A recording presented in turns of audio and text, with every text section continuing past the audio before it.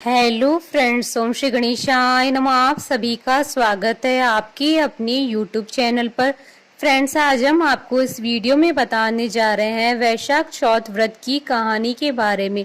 Friends, video शुरू करने से पहले आपसे रिक्वेस्ट है, अगर आप हमारे चैनल पर नए हैं और आपने अभी तक चैनल को सब्सक्राइब नहीं किया है तो प्लीज सब्सक्राइब कीजिएगा हमारे चैनल को, साथ ही प्रेस कीजिएगा बेल आइकन को, जिससे नए वीडियो से रिलेटेड नोटिफिकेशन आपको तुरंत प्राप्त हो सके।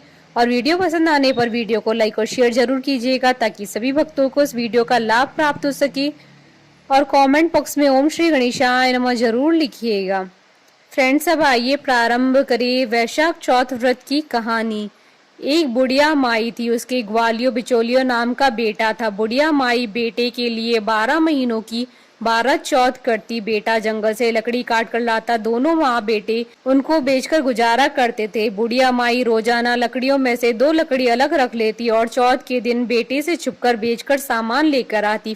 फिर 5 चूरमा के पिंड बनाती, एक बेटे को खिलाती, एक आप खाती, एक चौथ माता को चढ़ाती और वह 2 बांट देती थी। एक चौथ के दिन बेटा अपनी पड़ोसन के घर गया। उसने चूरमे के लड्डू बना रखे थे तो उसने पूछा, आज क्या है जो आपने चूरमा बनाया है? पड़ोसन बोली, मैंने तो आज ही बनाया है, तेरी माँ तो हर चौथ के दिन बनाती है, तुमको आज दिया था क्या? बेटा बोला, दिया तो था। पड़ोसन बोली कि तुम लकड़ियां लेकर आते हो जिसमें से तेरी माँ छुपाकर बेचकर चूरमा बनाती है। बेटा माँ के पास गया, बोला कि मैं तो इतनी मेहनत से लकड़ियां लेकर आता हूँ, तुम चूरमा बनाकर खाती हो, तुम मुझको छोड़ दो या चौथ माता को। तो बुढ़िया बोली, बेटा मैं तो तेरे लिए ही व्रत करती हूँ, सो तुमको भले ही छोड़ दूं, लेकिन चौथ माता को नहीं छोड़ सकती। तब बेटे ने घर छोड़ने का फैसला किया तो माँ बोली कि तुम जा तो रहे हो, लेकिन मेरे हाथ का ये आखा लेकर जा। तेरे ऊपर जो भी संकट आएगा चौथ माता और विनायक जी के नाम से इस अखे को डाल देना, संकट दूर हो जाएगा। बेटे ने सोचा कि यह तो झूठी बात है, लेकिन बात रखने के लिए ले लिया। घर से चला, थोड़ी दूर हो गई और देखता है कि खून की नदी बह रही है, किधर से भी रास्ता नहीं था। तब उसने माँ के दिए हुए अखे को चौथ माता और विनायक जी का नाम लेकर नदी में डाल दिया और बोला, हे चौथ माता, अगर ये नदी सूख कर रास्ता दे जाए तो तुम सच्ची हो। इतने में ही नदी सूख कर रास्ता हो जाती है। थोड़े आगे चलने पर तो रात होने लगी और सुनसान जंगल आ गया। तब अखा लेकर बोला, हे चौथ माता, मुझे रास्ता मिल जाए, नहीं तो ये जानवर मुझे खाएंगे। इतने में ही रास्ता मिल गया। आगे एक राजा की नगरी आई। राजा हर महीने एक आदमी की बलि देता था। वह एक बुढ़िया के घर में गया तो देखता है कि बुढ़िया माई रोटी बनाते हुए रो रही थी। तब उसने पूछा कि माई तुम क्यों रो रही हो? बुढ़िया बोली कि मेरा एक ही बेटा है, आज वो राजा की बलि चढ़ जाएगा, मैं ये रोटी उसके लिए बना रही हूँ। वो बोला कि माई ये रोटी मुझे खिला दो, मैं तेरे बेटे के बदले चला जाऊंगा। माई बोली, रोटी खिला दूंगी, लेकिन तुझे कैसे भेज दूं?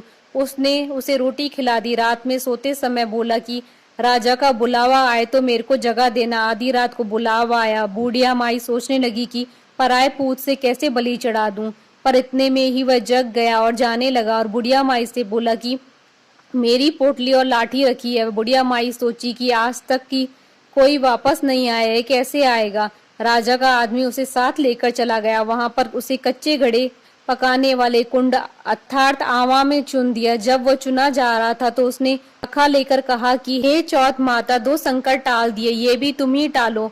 इतने में आवा पककर तैयार हो गया और 2-3 दिन बाद आवा के पास बच्चे खेल रहे थे। बच्चों ने खेल खेल में आवा पर कंकरी मारी तो उसमें से आवाज आई। बच्चों ने राजा के आदमियों के पास जाकर कहा कि आवा पक गया है।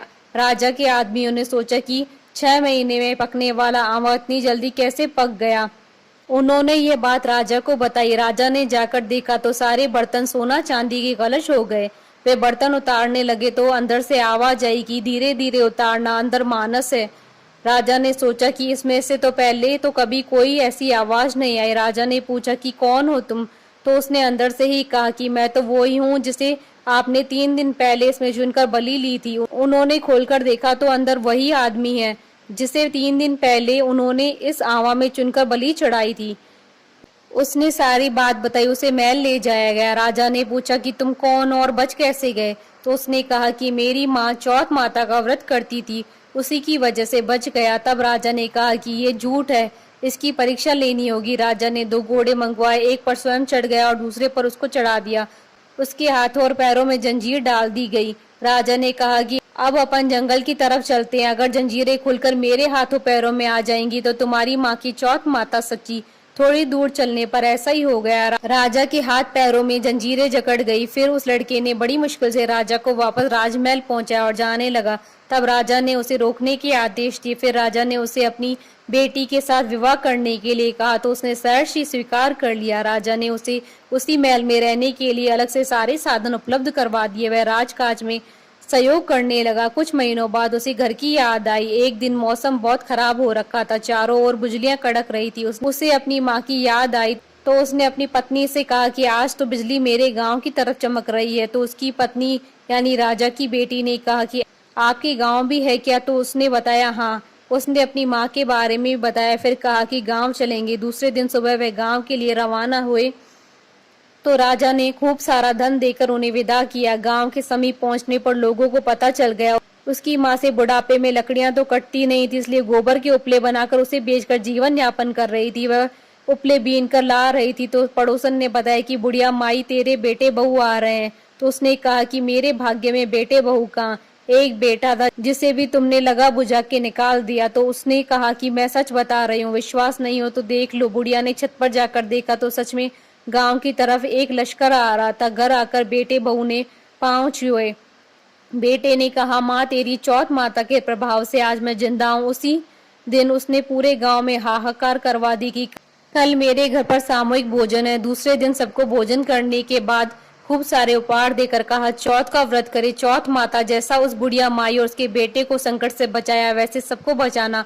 पढ़ने वालों को और सुनने वालों को और उसके परिवार को फ्रेंड्स, वैशाख मास संकष्टी चतुर्थी व्रत कथा शुभ मुहूर्त पूजा विधि का वीडियो आप देख सकते हैं हमारे चैनल पर। इसका लिंक आपको डिस्क्रिप्शन बॉक्स में भी मिल जाएगा। बोलिए चौथ माता की जय, विनायक जी महाराज की जय। हमारे साथ इस वीडियो में अंत तक बने रहने के लिए धन्यवाद। ओम श्री गणेशाय नमः।